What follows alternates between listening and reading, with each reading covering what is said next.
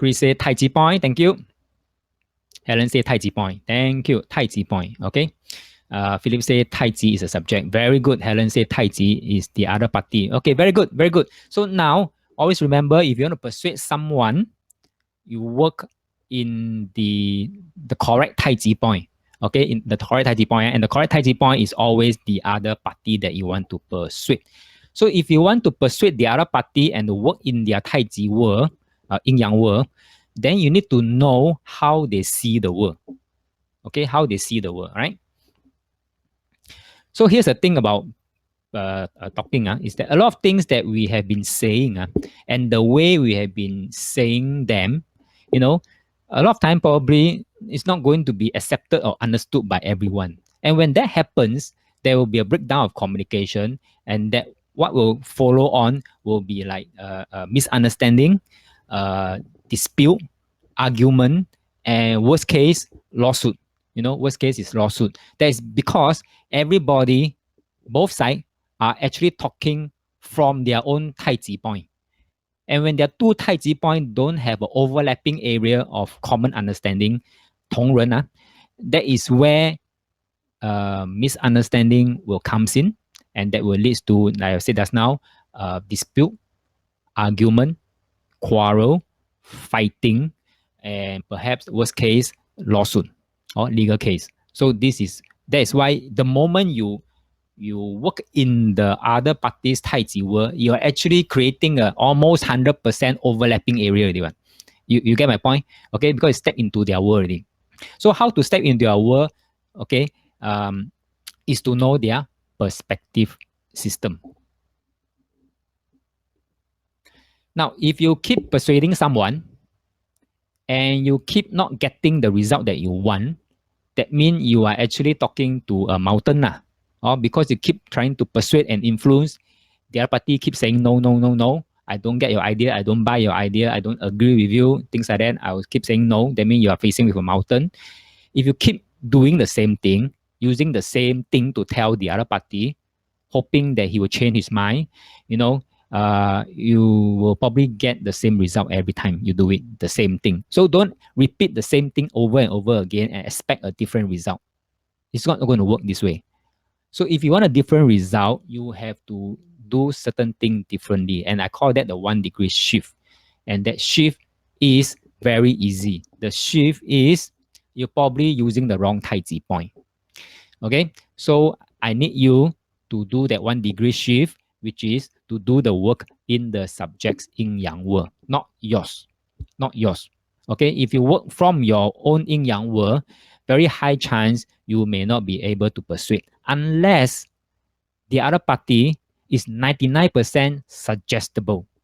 Let's not talk about suggestible, right? If that person is 99% suggestible, whatever you say, they will probably buy your ideas. Okay? Now, how to step into their Tai Chi world, we must first know how they represent the world, how they think about the world, and how they talk about the world. Right? So once we know how they represent, how they think, how they talk about the world, and that is where we can come in and then do the same thing and talk about their world. So that's a 1 degree shift. Make subtle changes in the way we are talking. And the way that we're talking that we want to change, actually blend in, build the rapport with the way they are seeing the world. So what we are trying to do now is observing the unobservable. Now, for those who already know what is your pattern, good, because you are aware. Okay, you are aware of your own pattern. And you'll find that for those who are able to come into your world and talk to you using your own word lingo, you tend to accept what they say faster than other people who are talking from a different lingo from yours. So it works both ways. Okay, it works both ways. So what we need to do if we want to step into the other party's yin yang world, we must first learn how to observe the unobservable. That means that pattern that nobody's talking about, nobody's saying about, but it's there, and we need to know how to identify them. So this is what I call observing the unobservable. There are three perspective system out there. Generally speaking, in box stroke kind of categories. Number one is visual. Like for example, that's now those who keep saying, the three poles, right? If you like to text, your first preference is always texting. Your first, not texting, face to face or texting. Texting is also visual. Or like to look at the GPS routing, or like to write notes to study for your exam. All these things are visual. Okay, and you relate mostly to things that you can see. That means you absorb faster, you can understand faster, and once you can understand faster, especially the way that the other party present to you, let's say in the written form or maybe a PowerPoint presentation, you can understand better, you can agree faster. Okay, so that's visual. Number two, auditory. I'm sure some of you have already learned this perspective system, but this is coming from the yin-yang perspective, that means observing the unobservable. Now, the second category is auditory. Auditory means people who are auditory tends to relate mostly to things that they can hear. Okay, they can hear. That means, for example, they will prefer to listen to audio lessons. Okay, audio lessons more than, for example, attending classes, looking at the teacher, looking at the whiteboard. They will prefer to listen to audio lessons. Okay, then the third category is kinesthetic. Kinesthetic go with feeling, like Philip like that. Okay, like Philip like that. Want to feel the thing, want to do some sensing. That will be his first line of defense. First, whatever you want to do, do his own sensing. Okay, so relate mostly to the things that are in motion. That means more to the feeling, more to the touch, more to the hands-on type one. Correct me if I'm wrong, Philip. So you probably belongs to the kinesthetic type. Okay. So there are basically, generally speaking, three broad categories. We don't want to be so chim, go into so deep to talk about there are many different type of categories. No, we just talk about these three will do. Okay, so do you know what is yours? I think that's now for those who answer A one, texting, seeing the routing, and then writing notes, you probably will belong more to the visual category. Now let's go deeper a bit. Will you say a blend of visual and kinesthetic? Yep, because when kinesthetic fail you, you will rely back on visual more than hearing. So yes, later on I'll explain to you. It is too what do you call that now? It doesn't make sense to say that everyone will only have one system. It doesn't make sense.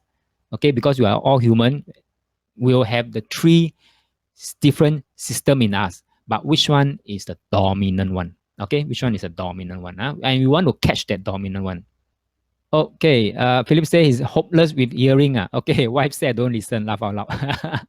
Yeah, so that means if let's say there's a scale for you, Philip, kinesthetic will score very high, followed by visual, and then followed by hearing. The last thing you want to do is do hearing. So that means now, for you to listen to me, could be a very tiring thing for you. Okay, listen to me over like that. You prefer classroom style, whereby you can really see me in action, things like that. And if they say that is practical for you during the classroom style, you will love it. Philip, correct me if I'm wrong. Okay, so that is how, if let's say I want to engage Philip in persuading him to accept certain things, I will need to step into his world. I know he prefers something that's visual or something that he can play around. If let's say I'm going to sell him a luo pan, I'll make sure that I bring one luo pan for him to feel, to experiment, to touch, to whatever. And then if he likes it, he will 99% buy it from me. I say 99%. I leave out the 1% because there are certain things that I may say wrongly. In the end, jeopardize the whole deal. Okay, but 99%, I'm pretty sure he will buy from me, something like that, if I'm able to step into his world. Okay, let's talk about visual people. What are the traits? How can you identify, or how can you spot the unobservable for those who has a dominant presence in the visual? Okay, visual, like I say, tend to talk in terms of what they see. Now, for those visual type one, whenever they talk, most of the time, for example, maybe out of 10 sentences, you see probably about 8 or 9 sentences will have some kind of inclination towards visual expression. For example, like he may say that I can picture what you say. I can picture. Picture means like visual. You can use eyes to see certain things. So whatever you tell him, he will go and visual into something that he can see one a picture. Or maybe like for example, this one, I am bright. It is bright and flashy. So this is how he describes things that he see. That thing is bright and flashy. It's all visual.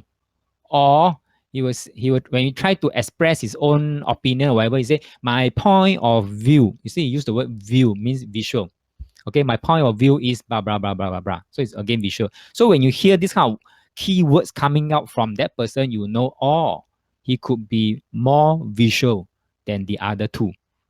Okay, so another one could be beyond a shadow of a doubt. Okay, beyond the shadow of the doubt. Oh, Helen say you like this deck, very colorful and positive. Thank you very much. Yes, I'm trying to make the lessons interesting and colorful. Okay, because this is something that actually I believe most of you already know. Am I right to say that? Put up a hand if you already know about this three perspective system. It's my pleasure, Helen. All right, so it could be something like where was I? Beyond the shadow of the dark, because shadow is like you can see shadow, you cannot see a shadow. It's visual again. All right, or you can say from my perspective. Perspective is again visual. From my perspective, or I can see your point. See the word see? I can see your point. Now some people say I can hear your point, but very rare. But most people say I see your point. So the moment they say see the point means visual already, huh? Okay, or at the first glance, visual. I see what you mean.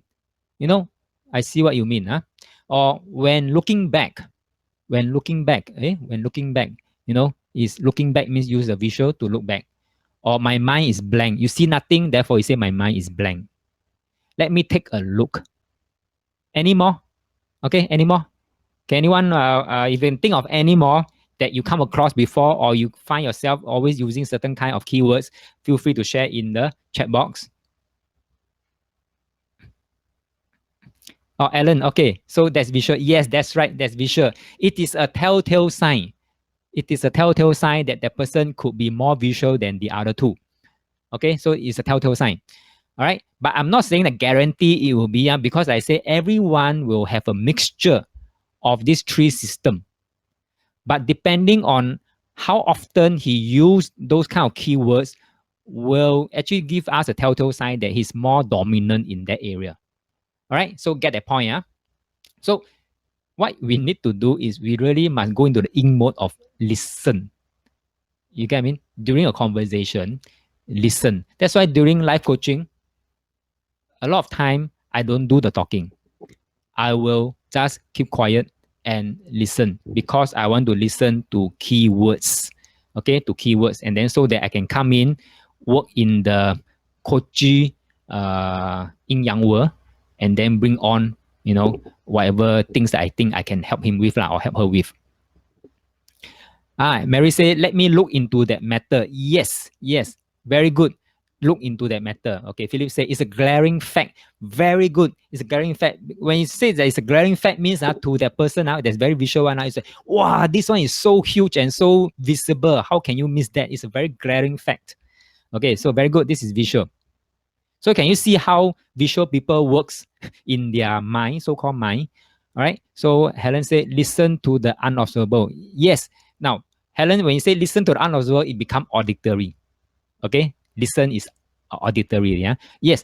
But what we want to do is we really want to listen to the unobservable before we want to come in with the proper persuasion.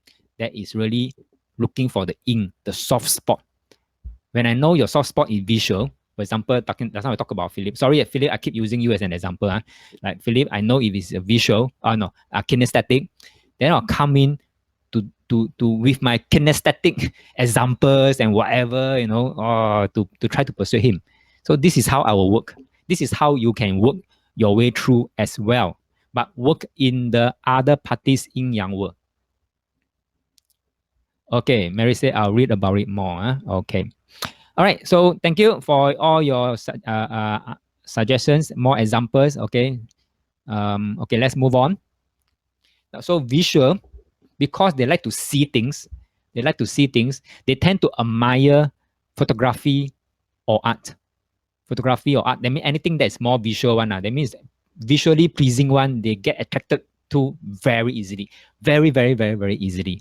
So for those you think that you're visual one, do you agree with this one? That means you probably like photography, you probably like arts, you probably like something that is very interesting to look at, that means you're more visual already. For example, between A and B, if let's say there are two advertisements like this, between A and B, okay, I think this one only visual people can answer better. Between A and B, which one will attract you more to buy? Helen say like teddy bear, is it visual? Huh?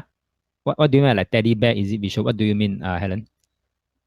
Okay, Philip say A, Mary say A. Yeah, I think very obvious. A is more attractive in a way. That means the magnetism of A as compared to B has greater power and is able to attract more easily on those who are more visual one. So if I know you are more visual, then all my training aids, okay, so Helen Kwang could be more visual. Okay, because when he see the colorful decks, she loves it. So therefore, this attracts her more. Okay, she attracts her more. So Helen probably is more visual than the other two system. Okay, Helen asking if someone likes teddy bear to be displayed out, is that person visual? That depends. That depends, Helen, because teddy bear has two, if I put it this way, two possible function. Number one, for display, yes, for display. If let's say someone like to display teddy bear, yes, probably has a liking for teddy bear and he want to see teddy bear every day, fine, display. Then that could mean a telltale sign of visual person. But if he display the teddy bear so that she could hug it every night, then it's not visual. It's more kinesthetic. So we need to be very sure what is the intention behind the display of the teddy bear. Then you know why is she doing that. Oh, she's doing that because you want to fulfill that urge of hugging the teddy bear every night. Then there's the feel and look. That's kinesthetic already. Is that okay with you, Helen? Haha, Helen, if you say display and collect dust, then probably you are not that visual. Okay, so because if you like to see teddy bear, you don't mind the dust. By right now, okay. All right, so let's move on. So for visual people, for those visual people, if you know you are visual, then this may be you. Okay, you like to watch movie rather than listen to radio or listen to MP3 or whatever or listen to Spotify. You rather watch movie, you rather watch TV drama, things like that. You rather read books than listen to audiobooks. So GPS, you rather see the routing instead of listening to the instructions. And then exam, you rather write notes than just reading aloud. Okay, so if let's say in the classroom, if teacher write something on the board, you absorb faster and better than just teacher reading out or saying out things or setting out certain knowledge. I think writing on the whiteboard, on the blackboard, you absorb faster. So for visual people, it's like that. Next, visual people are concerned with the way they look. Tendency, I said tendency, okay, tendency is that they are more concerned with the way they look. All right, so that means if they are well groomed, if you meet up with someone, they are well groomed, that means without combing the hair, they will not leave the house. Then you know probably that someone could be a visual person because they can't stand the sight of them in unkempt hair, something like this. So they need to look nice, at least pleasing to their own eyes before they are okay to leave the house. So they may be visual people. Okay, so these are visual people. And next, if you're dealing with visual people, for example, teacher, students, or trainer, trainee, right? If I know I'm dealing with a bunch of visual students, for example, then I'll make sure, then I'll have a lot of written instructions, written kind of slides, training aids, visual aids, and colorful decks, like just now that one, anything that will catch your attention. Okay, so I will do that. If let's say I know the profile of my student are all more visual than the other two system. Okay, so let's say for sports coach, if you know your players are more visual one, then you may want to draw out your strategies or who move where, your tactics, draw it out so that they can understand and execute better. Mary say to-do list help. Yes, exactly. To-do list helps. Yes. So they also like to have checklists. Okay, they like to have checklists. So that means, for example, they go grocery. They prefer to have a checklist so that they can check out the item. Okay, they can check out the item because they want to see. Okay, this one done. This one done. This one already in the basket. This one in the cart. Things like that.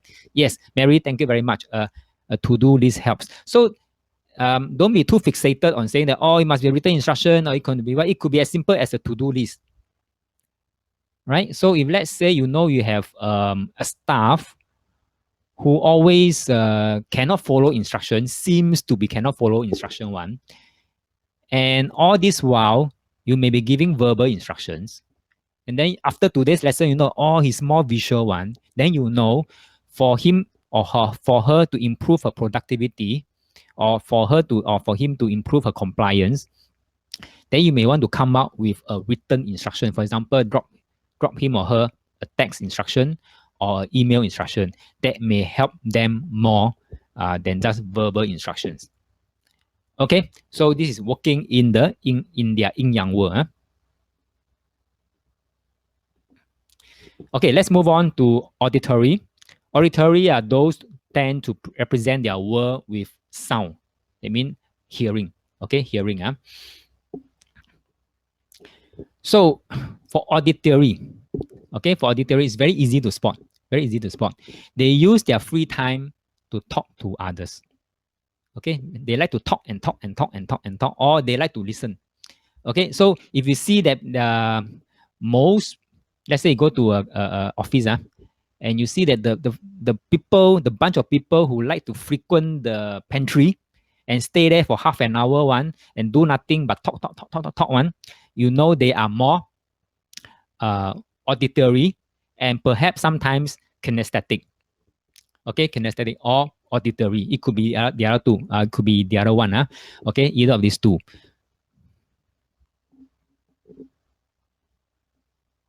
Helen say, I came across someone who provide with detailed step-by-step guide, which is useless, but that someone needs to create to-do list.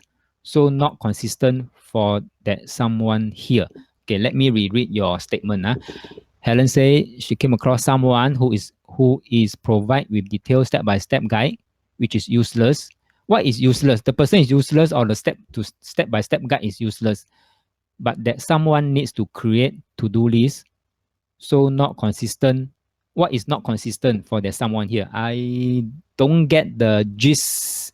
And is it a statement or a question? The guide is useless. Then bo pian. If the guide is useless in the first place, then nothing much that this guide will be helpful with lah. Okay, so we need to change the guide. So if someone who is visual, they will appreciate the guide.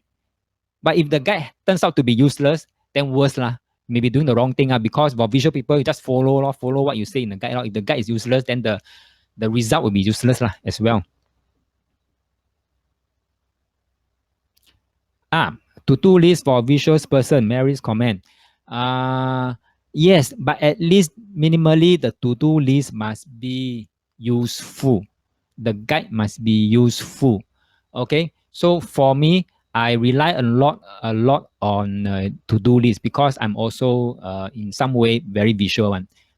Okay, so you find that my slides are all like that one, pretty visual one. Okay, so a lot of things I like to see for myself one. Oh, so you're saying not so consistent when two combine. The guide and the to-do list combine. Is that what you mean, Helen? Is that what you mean? The guide and the to-do list combine? Yes. No. like I say, it depends on how you're going to use them. They are your tools. For example, for me, I'm very visual, pretty visual. I think one of my dominant feature, perspective system is visual. Now, what I do for myself is I will have my own guides in whatever thing I do. Okay, for example, if I'm going to prepare myself for tomorrow feng shui audit, for example, I will have my own checklist. I will make sure before I settle for tonight, I will run through the checklist to make sure all my items are inside my bag. That's one thing. Or for example, someone sign up for a course. I will have my own guides on what to do. Okay, on what to do to make sure that I don't miss out anything, so that the student can be properly registered and properly onboarded. Okay, so I have my own guide, but within my guide and within that thing that I need to do, for example, register the student, I may have checklists. Okay, I may have to-do list to say that, okay, to register this student, I may have to do A, B, C, the to-do list A, B, C. This is how I use the guide and the to-do list to complement each other for my own use. And I'm doing that to make sure that I don't miss out anything along the way. Okay, and then student won't come back to say that, hey, I pay for this money, how come nothing comes forward, no. Okay, right? If there's a delay in the registration, I will message say that, okay, I will send you the email tomorrow, something like this. So I have this one because I'm visual. So I will always check back my guide and check back my to-do list, make sure all these are being checked out. All right, so is that okay with you, Helen? So all these are tools, and if it's not working for the visual people, that means the guide could be useless, the to-do list may be useless, or the way of using them could be wrong. There could be a better way to do it. Okay, thank you. Thanks for raising this. It's a good lesson point to take note also. So back to auditory person. Back to the colorful deck. Auditory person tend to use such words in their conversation. Tend to use. So number one is, for example, does it sound okay? Okay. So it probably will ask you, does it sound okay to you if I do this? This is auditory person already. Or listen to me. Okay, listen to me. So something like this. Listen to me is using hearing. So this is auditory person. Or that really rings a bell with me. You hear some people say rings a bell. Mary say, haha, Helen have to find the Tai Chi and pattern of that person. Agree, Mary. Thanks for pointing that out. Yes, that means the persuader may have not stepped into the Tai Chi world of the other person that he or she is trying to persuade. Thanks for highlighting that, Mary. Okay, let's continue with this. Auditory person may also say, something just tells me that no, we are not going in the right direction. It must be something tells me. Okay, all right. So next one, I was speechless. Now, for a visual person, he may say, my mind is blank. But for auditory person, I'm speechless. Something like this. So is the choice of word that they use that reflect how they see the world or how they hear the world. Or could you describe that in details? Describe, I mean, ask you to go and use verbal description to explain one more time. Or that was quite an earful. If you score someone and then the other party say, oh, you give me a earful, again, it's very painful to the ear. That's why I say it's quite an earful, okay? Because you keep hearing all the negative words or all the scolding, through the ear. All right? So, or lend me your ear. Okay, lend me your ear. Or how does that sound? Or same to you. How does that sound to you? Or the idea sounds really good to me. It's all about auditory. I'm all ears. Any more? Can anyone think of any other thing? Type in the chat box. Ellen said, instead of listen to me, I think listen sound more polite. Okay, yep, true. That will be the way how you frame up the sentence or the reply. Okay, I agree with you, Ellen. But look out for the keywords. I see, I use the word look out. Can you see my pattern now? I say look out for the keywords. Instead of telling you, if I'm more auditory, I'll say listen for the keywords. Can you see my point now? Okay. I use the word, can you see my point now? So now I'm opening up my fortress and show you what pattern I am. So if you want to persuade me, you know what to do with me, right? Okay, so very good. Thanks, Mary, for this suggestion. A little bit told me. So this is also another example of auditory. Okay, let's move on.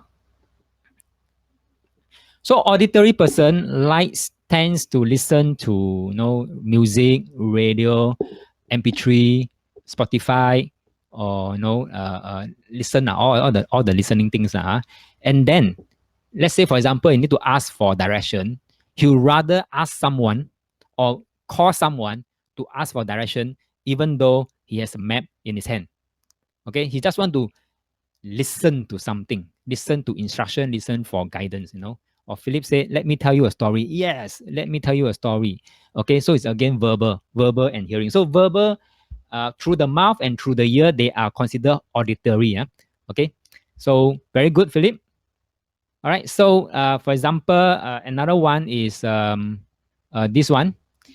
I don't know whether you have come across someone that throughout the whole WhatsApp messages, you may be texting, but the other party will keep on replying with voice message, and you keep on texting, and he will still keep on replying with voice messages. Have you come across such examples whereby it's like 鸡同鸭讲, chicken and duck talking, one using texting, one using voice comm.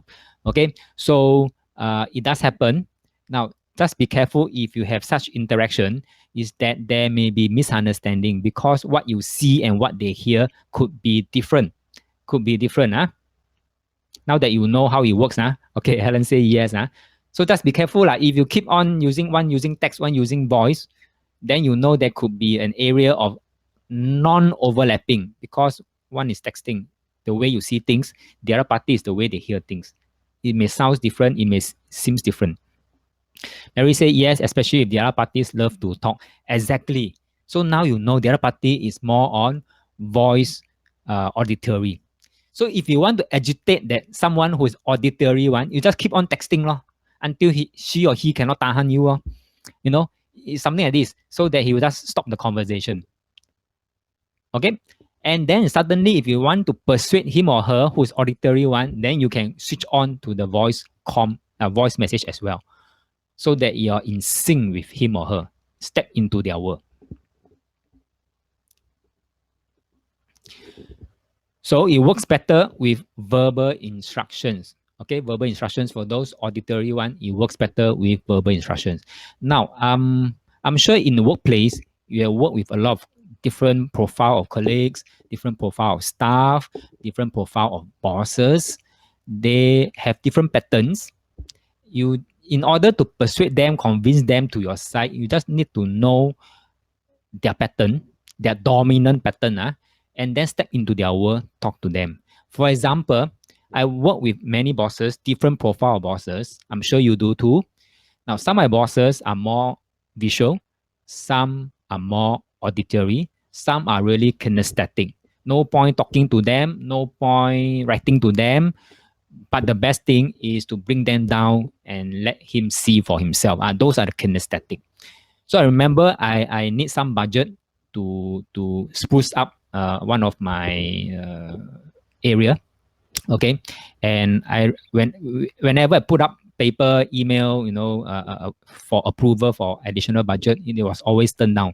Okay, it was always turned down. No matter how good I write, how bad I wrote about the situation, it was turned down. Okay, until I noticed that he is more kinesthetic type one. So one day I said, can I invite you? Let's have lunch. Okay, we go for lunch. Right, we go for lunch. And then after lunch, come back, we say, can we detour a bit, go there? I just want to take a quick look. So I brought him there to the place and let him see for himself how lock-cock that place is. And then he said, wow, why don't you ask for budget to go and repaint the whole building, to spruce up the whole place? I said, I did, but you turned me down. Okay, so since 他的金口一开, why don't you ask for budget? I put up paper again quickly, 卖涂料, before he forget about that and got approved straight away. Okay, so this is how you can use this 易经 persuasion to work your way through. All All right, step into their world, not your world. I know you could be good at writing paper, good at talking, sometimes it doesn't work on that person, it means it doesn't work. So don't repeat the same thing and expect different result. It doesn't work this way. Huh? Now look at this example. Look at this example. Let's say John Smith. Say, hi Carrie, regarding my offer, have you come to a decision? Right. So the other party, Carrie, replied with a voice messages. And then, obviously reply differently, different things. So this person said, no, this is not what I showed you yesterday. I think you misunderstood. And then the other party again reply with voice message. Now, my question to you, if you have this kind of, in this kind of situation, you find that, oh my God, there could be some misunderstanding. Now, what could John have done better? What could John have done better in this case, now that we have learned eating persuasion? Type in the chat box. Philip say call Carrie. Elaine say call instead. Exactly. Now you know the where you went wrong already. Where you went wrong, why you are hitting the mountain is because you're using a wrong system against a different system. Okay, Helen say match with voice message, reply, or even better, call. Very good. Very good. Okay, very good. So this is just one simple example. So it's easy for me to showcase this one and you give me the answer. But in actual fact, when you're in that situation, you may not know what to do. And you keep grumbling why the other party is so stubborn and refuse to be open to your suggestion. Sometimes it's just like that. Because you're in that situation, you're so heat up, you can't see properly. So what I need you to do after learning this program is to be able to step out of the situation, re-look into this situation and see, oh, so this is where I went wrong. I keep using the visual approach, whereas the other party is an audio approach one. Right? So this is one way that you can use. So for kinesthetic, let's move on to kinesthetic. Kinesthetic are those who tend to represent their world with touch, feeling. Okay. So examples, a kinesthetic person probably will use keywords like, oh, he was so cold. The word cold. Cold is, it gives that feeling of, oh, so cold. I need a blanket. Okay, cold. Or that feels right. Okay, that feels right. Or get in touch with this. So you need touch. So get in touch with this. Or hang in there. All these are feeling. All these are kinesthetic, or motion, feel. Or she was so pushy. Or she's very sharp. All these keywords. I'm tied up right now. Practically using tied up. Tied up. So it's like a feeling type. Or let's get a hold of this. These are kinesthetic. So I get the drift. The drift is also kinesthetic. That was a heated argument. Whoa, heated, that means you can feel the hotness of the argument. Or keep in touch. So you need to touch. And there are many more. Any other examples they can think of? Type in the chat box. He's so passionate about it. Thank you, Mary. Very good. Passionate. Okay, so it's very good. All right. So these are examples of kinesthetic. Okay, so kinesthetic people like to touch. Basically like to touch. Like for example, they are probably the group of people that like to keep pets because they like to pet the pets.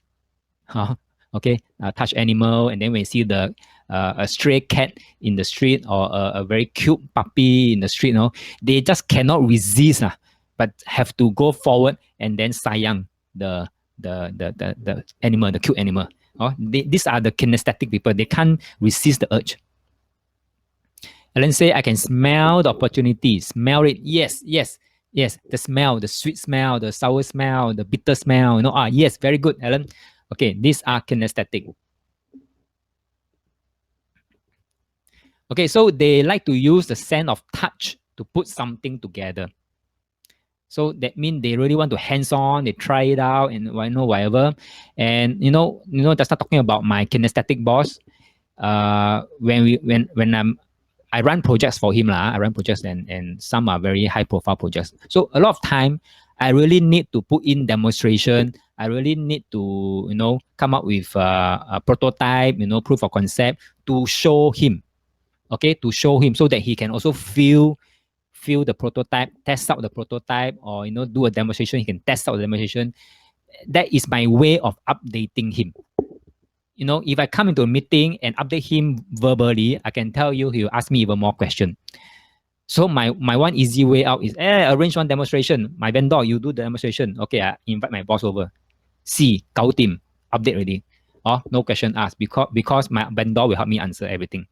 So I always take the path of least effort lah, to achieve things that I want to achieve lah.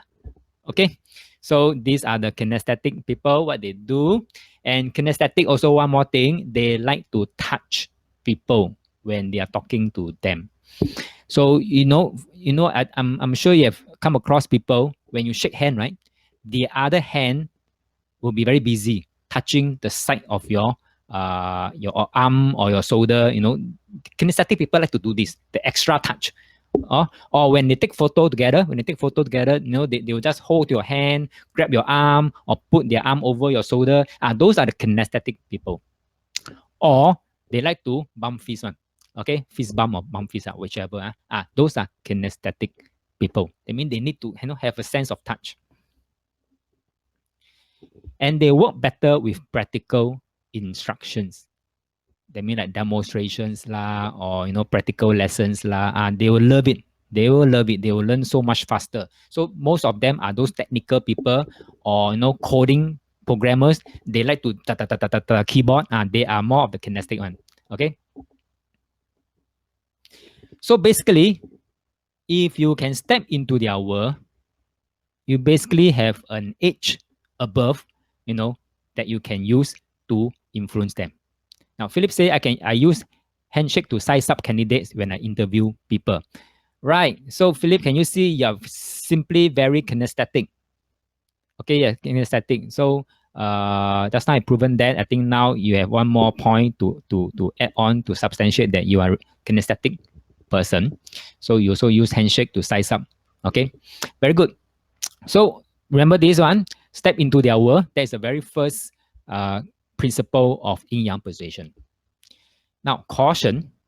Okay, caution. I think I mentioned that just now already. You may hear hints from all three systems when you're talking to that person. That means sometimes he may use the word, I hear you. Sometimes you say, I see your point. Sometimes you say, I feel how you feel. It may use a mixture of these three systems. But what we want to catch one is which one is the more dominant one.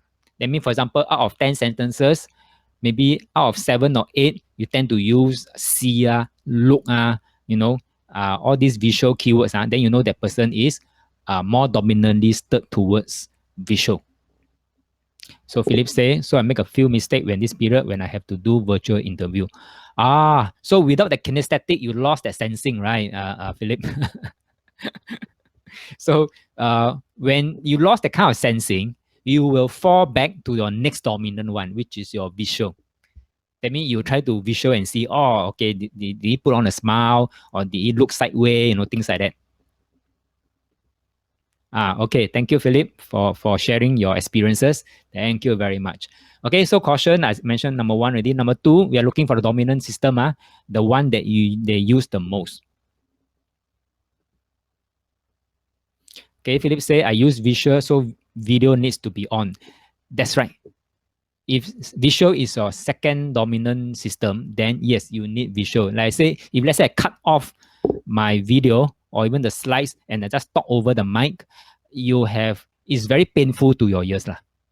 Philip.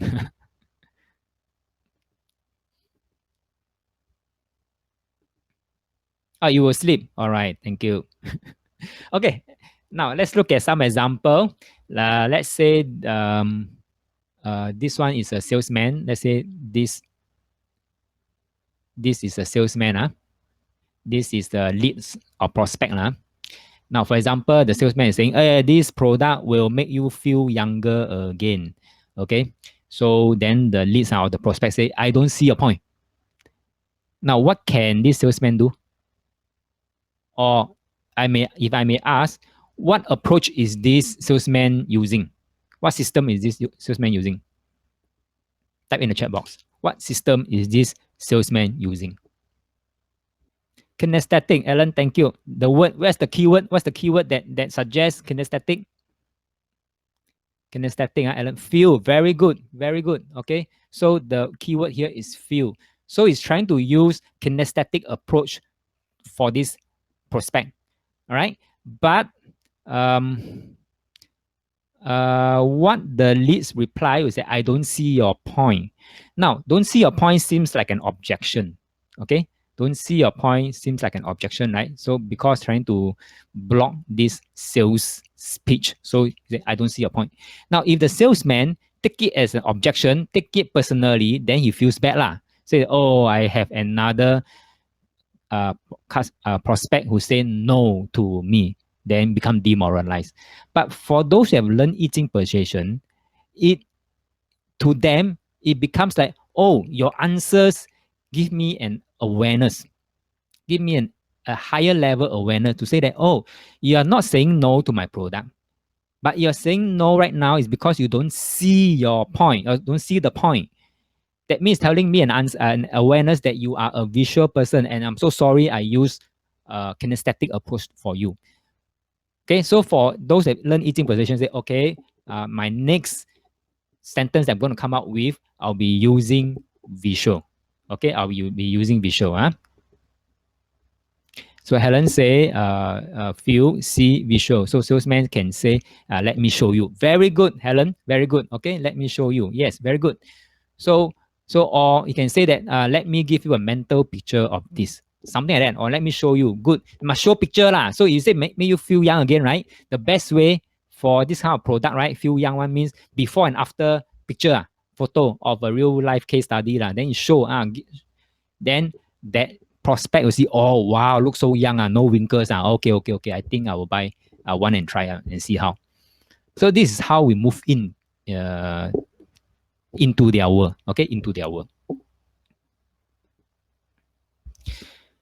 So if you have been struggling with dealing with someone and you keep saying that someone is so stubborn, like a mountain, that you can't move and nobody probably can move that mountain, then once you have learned this eating persuasion, please step out of the situation, look back at the situation, and see what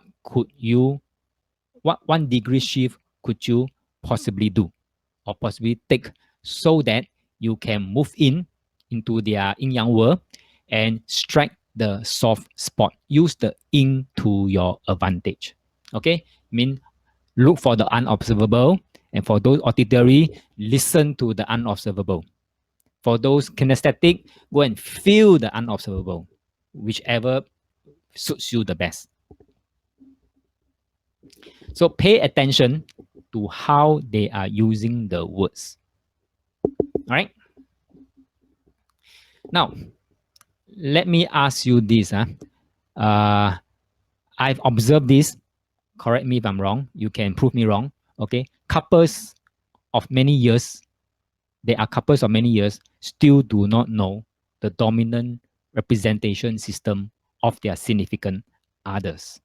How many of you know your spouse dominant representational system?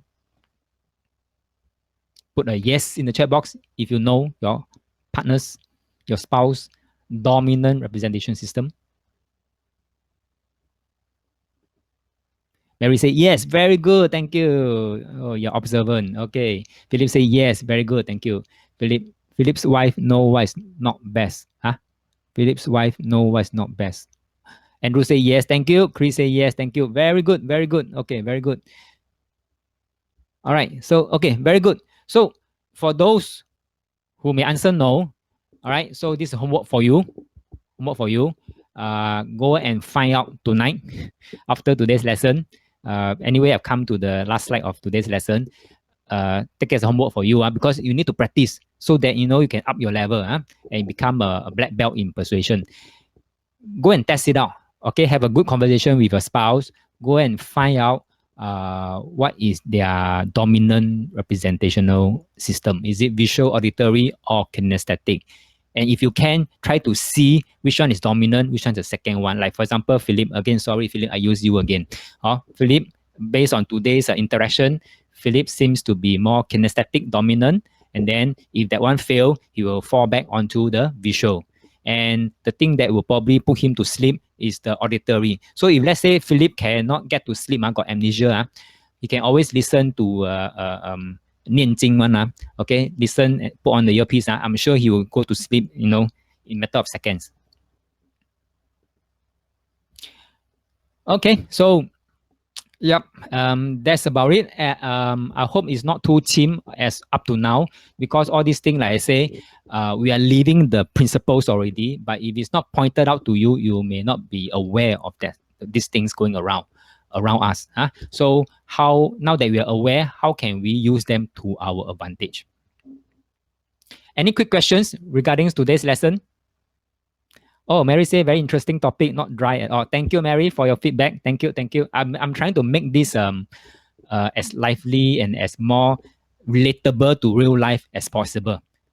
Okay, so more interesting topic will be coming up tomorrow and next week lessons.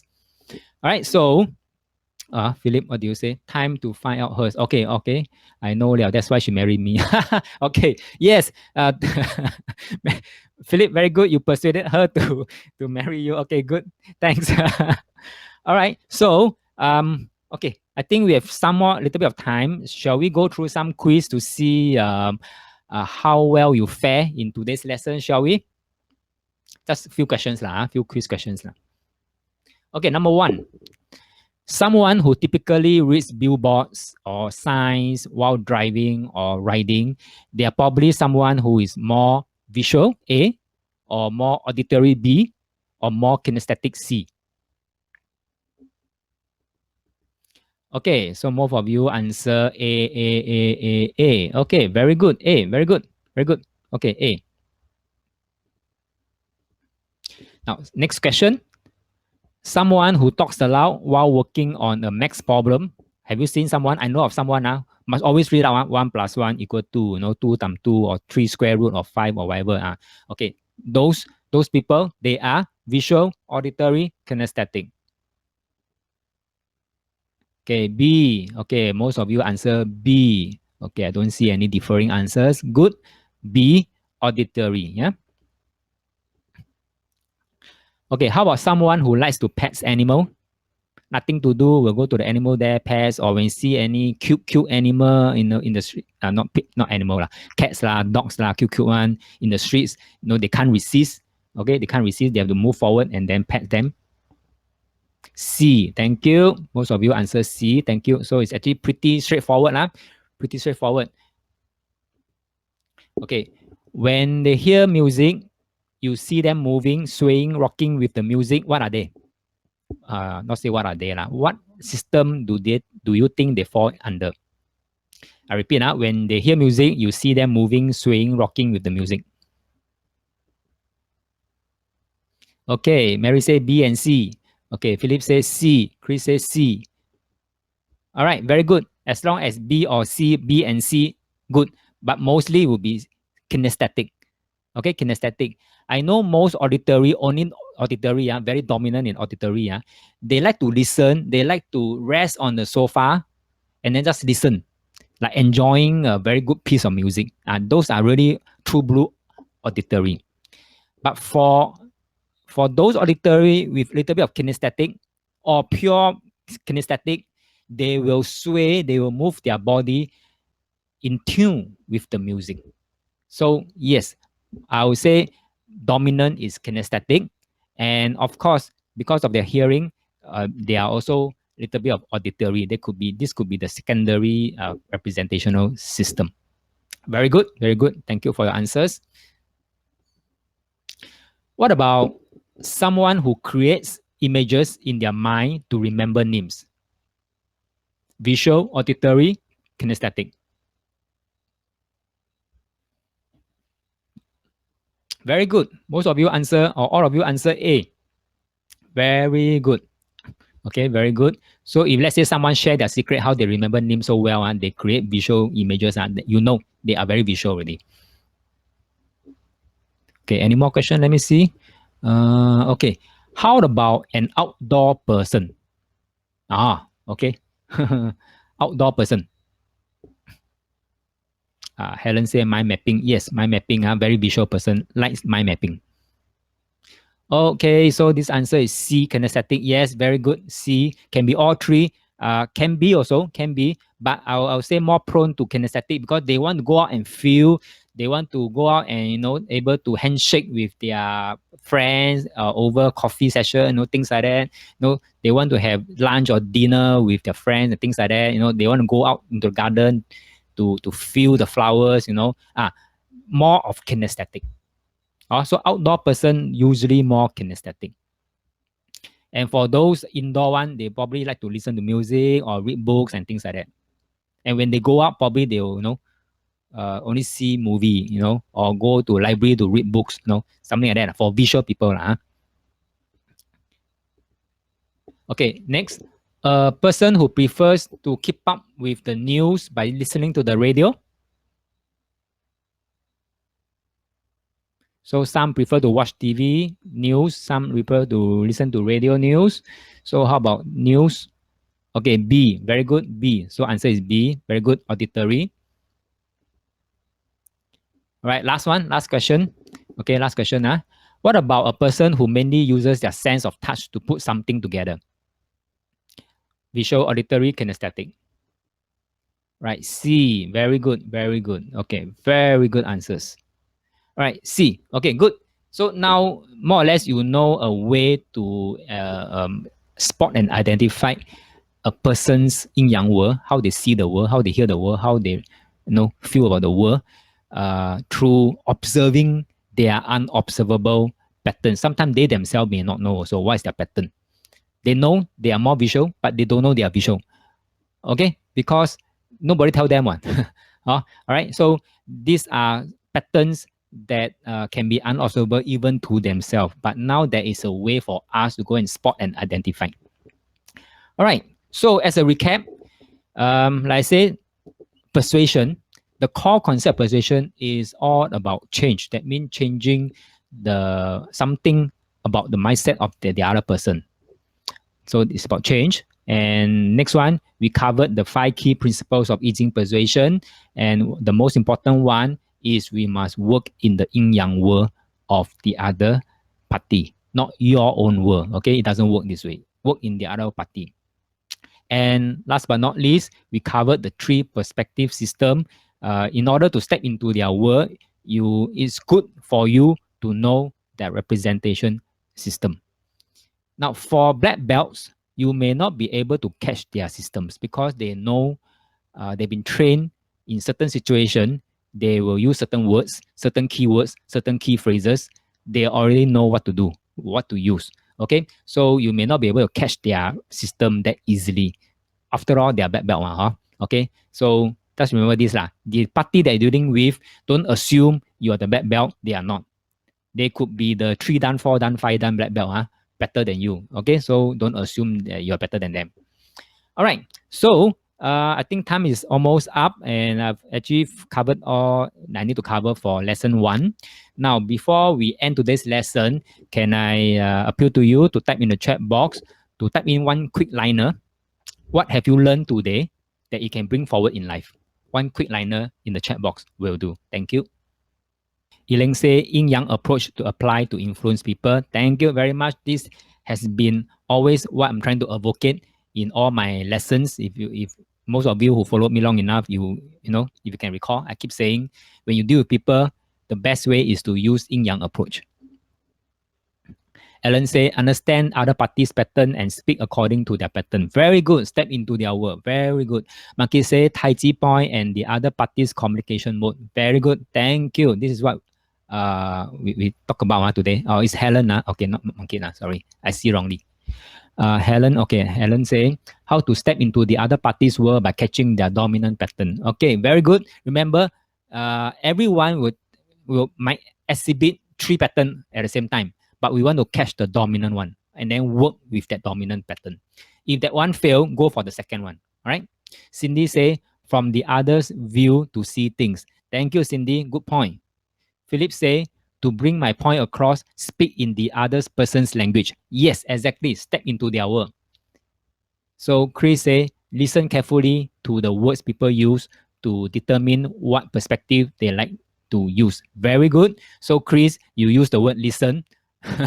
Okay, so you could prove a point about your system. Monkey say strike the soft spot. Right, very good. Using how to leverage on the yin to bring out the yang. Yes, very good point. Strike the soft spot. Andrew said other parties' communication pattern, the Tai Chi point. Very good. Very good. So when we learn from now on, let's say you want to further your knowledge or your skills in this area of persuasion, if you go and learn from other guru, they may have more advanced modes of training for you. Remember, if you learn it from the yin yang perspective, I think you will learn faster and you know why certain things work better than other things. If you can learn it from a yin yang perspective. Huh? Hockley say aware of words used to assess approach in visual, audic, or kinesthetic. Okay, very good. Thanks for all your comments and opinions and questions and statements. Well, time passed very fast today. I'm not sure why. Probably because I'm enjoying this workshop. I hope you enjoy as much as I do. And one last thing before we end today's lesson. Now, although I'm showing you how to identify the other party's Tai Chi word, the yin yang word, and I say you need to go and observe, either see or hear, listen to their unobservable patterns. Now, I just need to put a word of caution here. Don't be so engrossed in observing that you fail to listen to what they have to say. Especially when, for me, like for example, I'm coaching someone else, but because I'm too engrossed into trying to find out, try to spot, or you use that word, or use that word, or you use this word 3 times, or use that word 4 times, until I did not catch the key things about their concern and their intention. Now, this is a very big no-no in terms of persuasion, because you miss the point altogether totally already. So this is one thing that I need to caution all of you if you are using, trying to catch and identify their perspective system. Huh? Okay, good. Now, that's all from me for today. Next lesson will be tomorrow, 2 to 5 p.m. Sunday. So use back the same link that you used today, and we will start tomorrow sharp at 2 p.m. The room will be open from 1:45. Feel free to come in. Please come in early so that we can start on time. I have many more things to share with you. Okay, so if there's no further question, I thank you for your time, and I see you tomorrow. Same link, same link. Okay, same time. Thank you. Bye-bye.